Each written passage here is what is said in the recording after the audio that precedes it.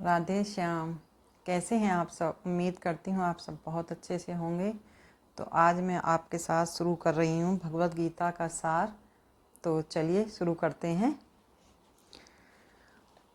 अतएव सैन्य व्यूह में अपने अपने मोर्चों पर खड़े रहकर आप सभी भीष्म पितामह की पूरी पूरी सहायता दें। भीष्म पितामह के शौर्य की प्रशंसा करने के बाद दुर्योधन ने सोचा कि कहीं अन्य योद्धा यह न समझ लें कि उन्हें कम महत्व दिया जा रहा है। अतः दुर्योधन ने अपने सहज कूटनीति ढंग से स्थिति संभालते हुए उद्देश्य से उपयुक्त शब्द कहे। उसने बलपूर्वक कहा कि हे भीष्मदेव, निसंदेह महानतम योद्धा हैं, किंतु अब वे वृद्ध हो चुके हैं।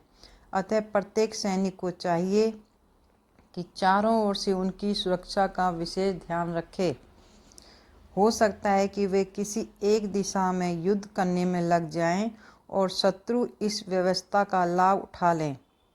अतः यह आवश्यक है कि अन्य योद्धा मोर्चों पर अपनी अपनी स्थिति पर अड़िग रहें और शत्रु को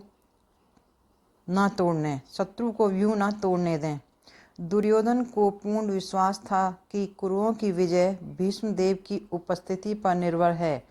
उसे युद्ध में भीष्मदेव तथा द्रोणाचार्य के पूर्ण सहयोग की आशा थी, क्योंकि वह अच्छी तरह से जानता था कि इन दोनों ने उस समय एक शब्द भी नहीं कहा था जब अर्जुन की पत्नी द्रौपदी को असहाय अवस्था में भरी सभा में नग्न किया जा रहा था और जब उसने उनसे न्याय की भीख मांगी थी।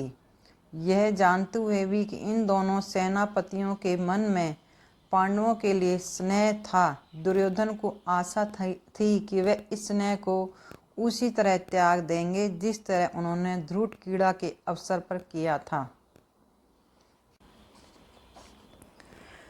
तब कुरुवंश के वयोवृद्ध परम प्रतापी एवं वृद्ध पितामह ने सिंह गर्जना की सी ध्वनि करने वाले अपने शंख को उच्च स्वर से बजाया, जिससे दुर्योधन को हर्ष हुआ अर्थात बहुत खुशी हुई।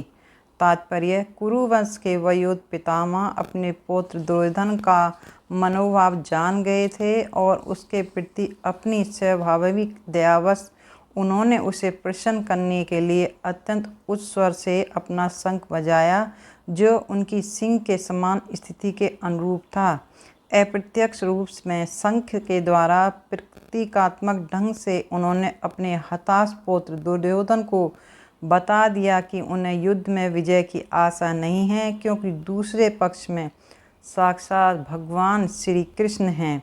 फिर भी युद्ध का मार्गदर्शन करना उनका कर्तव्य था और इस संबंध में कोई कसर नहीं रखेंगे। उन्होंने ये शंख बजाने के बाद दुर्योधन को महसूस कराया था।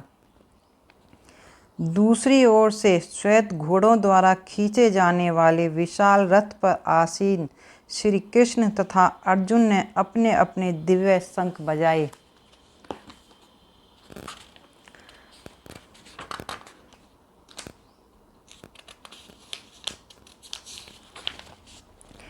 तात्पर्य: भीष्मदेव द्वारा बजाए गए शंख की तुलना में श्री कृष्ण तथा अर्जुन के शंखों को दिव्य कहा गया है। दिव्य शंखों के नाद से यह सूचित हो रहा था कि दूसरे पक्ष की विजय की कोई आशा नहीं थी, क्योंकि श्री कृष्ण पांडवों के पक्ष में थे। जय सदा पांडु के पुत्र जैसों की होती है, क्योंकि भगवान श्री कृष्ण उनके साथ हैं और जहाँ जहाँ भगवान विद्यमान हैं वहीं वहीं लक्ष्मी भी रहती हैं, क्योंकि वे अपने पति के बिना नहीं रह सकती। अतः जैसे कि विष्णु या भगवान श्री कृष्ण के शंख द्वारा उत्पन्न दिव्य ध्वनि से सूचित हो रहा था, विजय तथा श्री दोनों ही अर्जुन की प्रतीक्षा कर रही थीं। इसके अतिरिक्त जिस रथ में दोनों मित्र आसीन थे वह अर्जुन को अग्नि देवता द्वारा प्रदत्त था और इससे सूचित हो रहा था कि तीनों लोकों में जहाँ कहीं भी वह जाएगा वहाँ विजय निश्चित है।